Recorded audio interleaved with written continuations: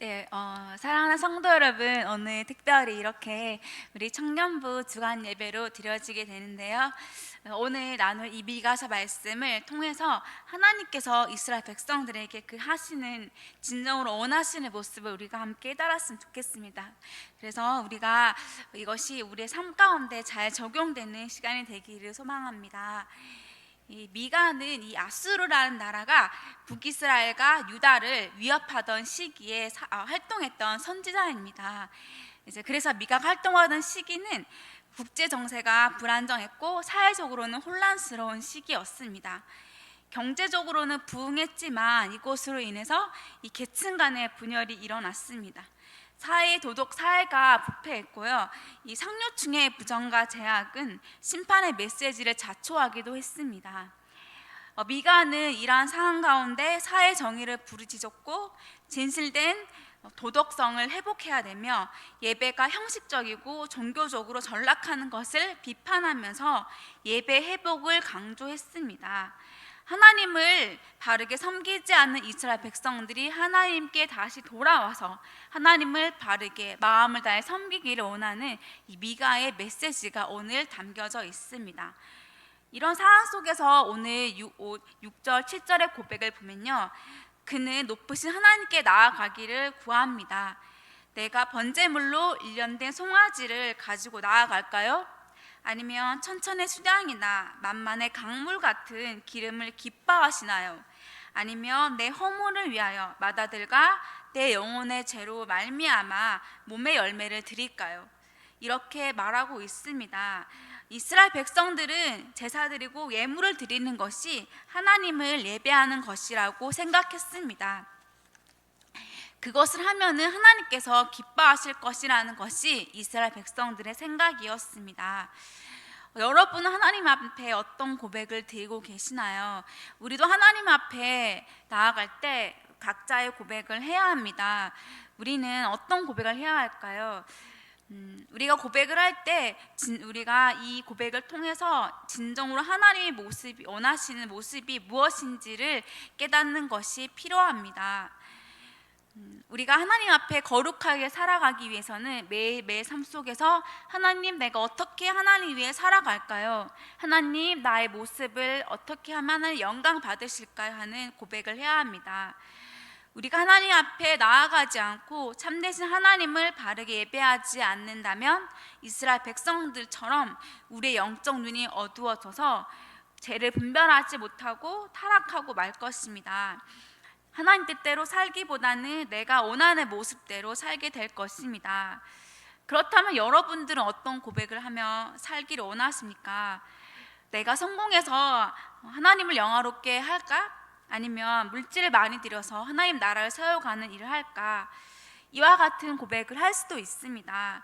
그러나 이와 같은 고백은 나의 중심이 내가 아니라 하나님이 아니라 내가 먼저 된 고백입니다. 우리 하나님 앞에 서기 위해서 각자 자신의 방법대로 하나님께 고백해야 하는데요. 그럴 때 우리는 종교적인 열심이나 나의 유익이 아니라 하나님께 영광이 되기 위한 고백과 질문을 해야 합니다. 그렇다면 하나님께서는 어떤 모습을 기뻐하실까요? 하나님은 이스라엘 백성들이요, 이 하나님 앞에 제물을 드렸을 때 하나님이 기뻐하시지 않는다고 말씀하고 있습니다. 하나님이 이들의 제물을 받지 않으신다고 말씀하고 있는데요, 말라기서 1장 말씀을 보면요, 하나님께서 이 제사장들과 이스라엘 백성들이 제물도 열심히 드렸고 이들이 열심히 하나님 앞에 물질을 드렸지만 하나님은 이들을 책망하고 계십니다. 하나님이 그들이 가져온 예물을 병든 것, 더러운 것이라고 말씀하고 계십니다.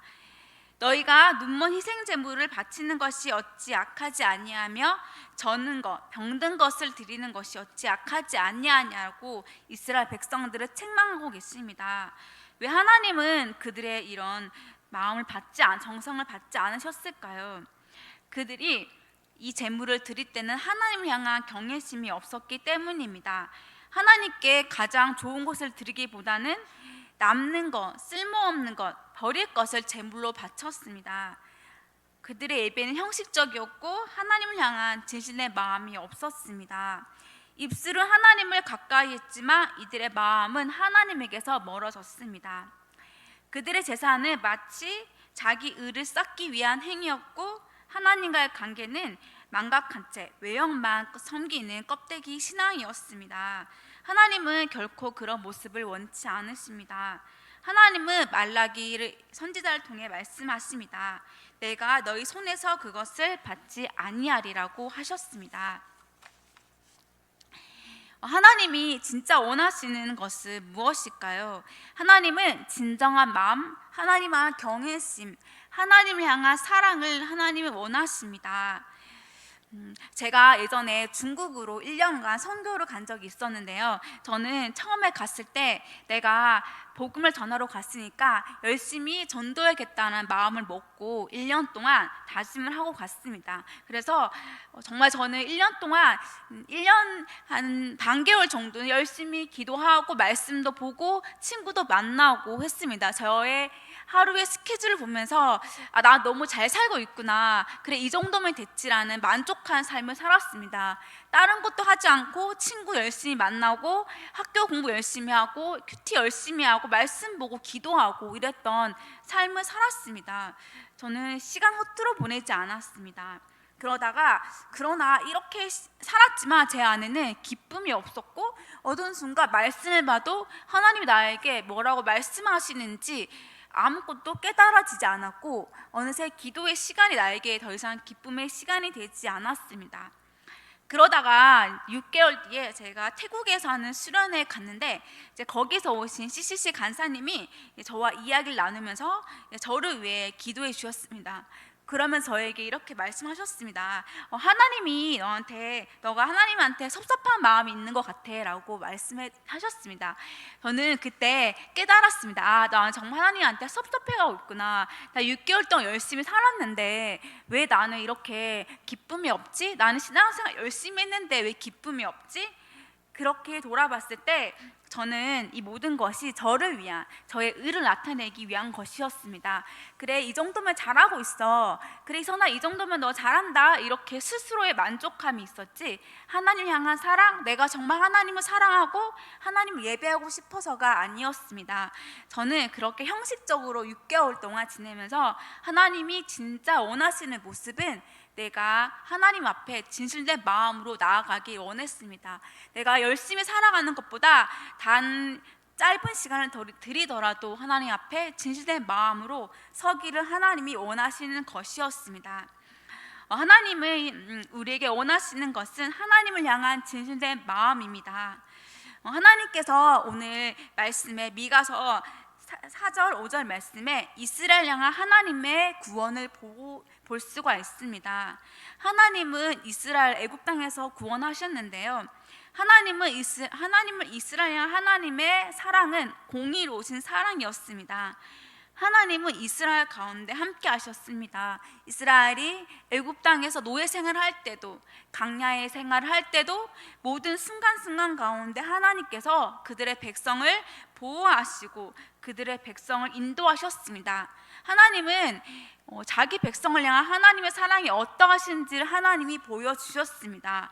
그렇지만 이스라엘 백성들은 하나님의 사랑을 알지 못하고 마음에서 하나님을 떠나서 우상을 섬기며 진실된 마음으로 하나님 앞에 서지 못했습니다. 우리는 하나님 앞에 진실된 마음으로 서야 합니다. 하나님은 우리의 마음의 중심을 보기를 원하십니다. 하나님께서 우리에게 진짜 원하시는 모습은 우리가 마음을 다해서 하나님을 바라보고 그분과 걸으면서 그분의 뜻을 행하며 그분 뜻대로 살아가는 것이라고 오늘 미가서 6장 8절에서 말씀하고 있습니다. 우리의 마음은 어떤가요? 하나님 앞에 진실된 마음으로 살아가고 있는가요? 하나님은 우리가 정의를 행하고 인자를 사랑하며 겸손히 하나님과 함께 행하시는 것을 원하십니다. 이것이 미가를 통해서 하나님께서 우리에게 주시는 말씀입니다. 당시 이스라엘은 정의가 사라지는 시기라고 말씀하고 있습니다. 귀족과 정치 지도자들은 자기를 배불리했고 자기가 행복 부유하게 살았지만 가난한 백성들, 연약한 사람들에게는 관심이 없었습니다. 부정과 부패가 가득한 모습이 미가가 살던 시대의 모습이었습니다.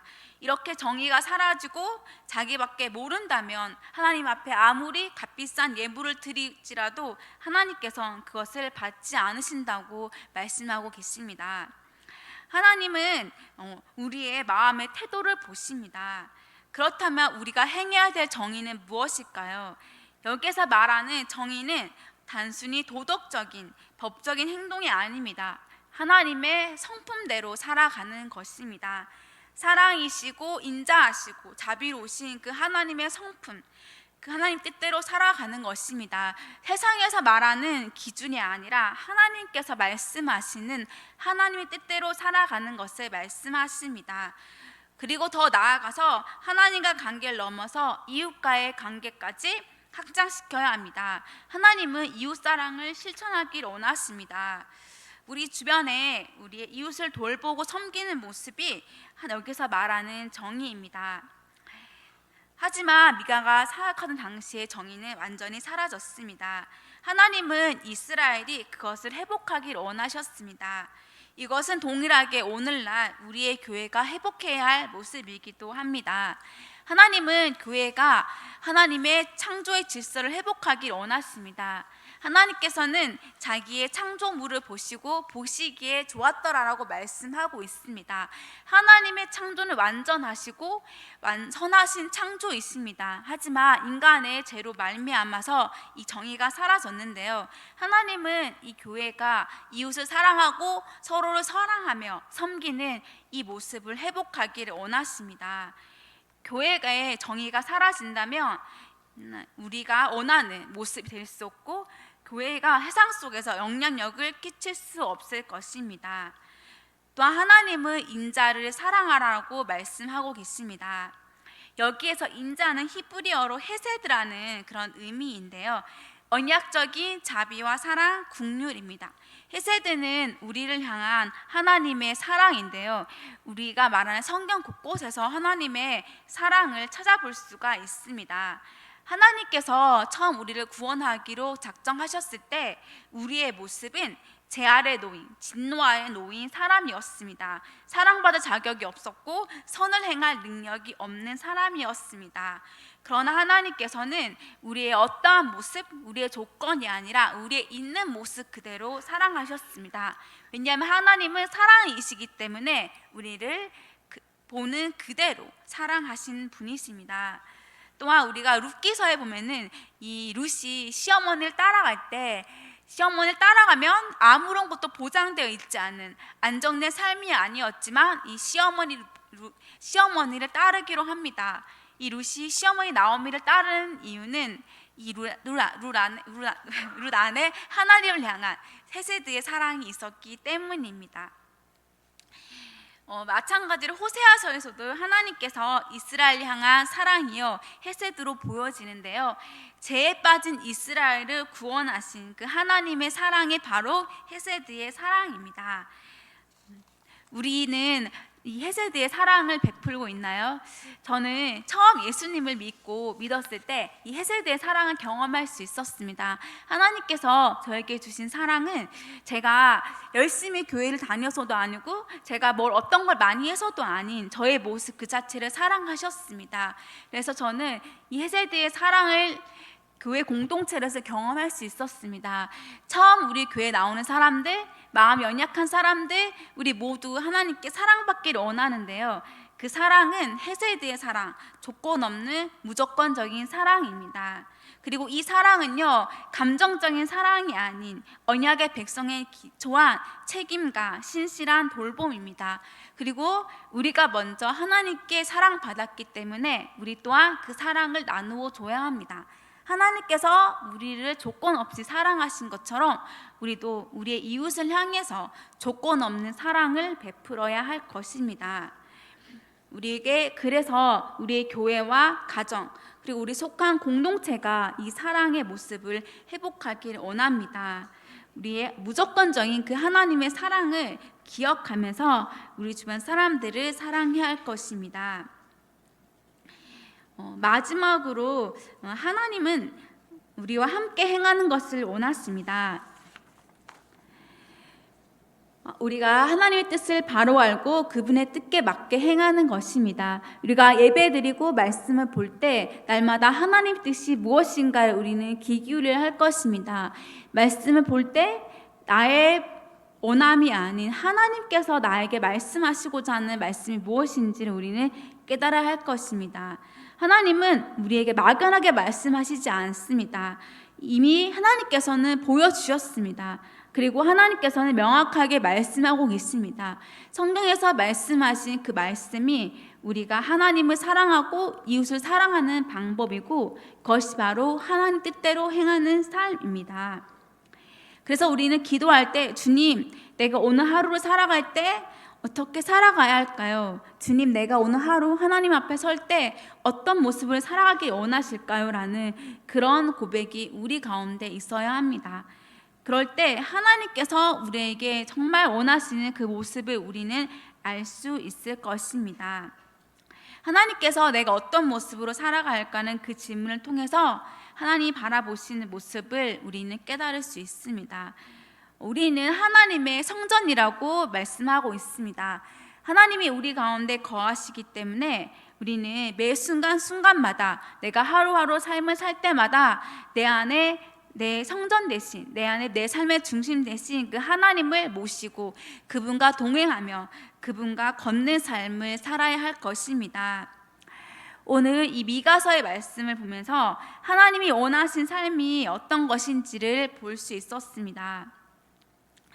오늘 설교의 제목으로 오늘도 주님과 하나님과 함께 행할 걷겠습니다 라는 고백이 있었습니다. 여러분들도 매일의 삶을 살아갈 때 하나님, 제가 하나님과 함께 걷겠습니다 라는 고백이 여러분들 안에 있기를 원합니다. 특별히 이 시대를 살아가는 우리 청년들 그리고 성도들이 이 어두운 시대, 우리 시대를 때로는 아파하고 슬퍼하고 때로는 비판하기도 하지만 그 가운데 우리는 진정한 공의와 사랑을 실천해야 합니다. 그리고 하나님과 함께 동행하는 그런 삶을 살아가야 할 것입니다. 그럴 때 하나님께서 여러분과 함께 하시고 여러분을 통해서 하나님께서 영광 받으실 것입니다. 우리 주님과 동행하며 주님과 함께 걸어가는 우리 성도님들이 되기를 소망합니다.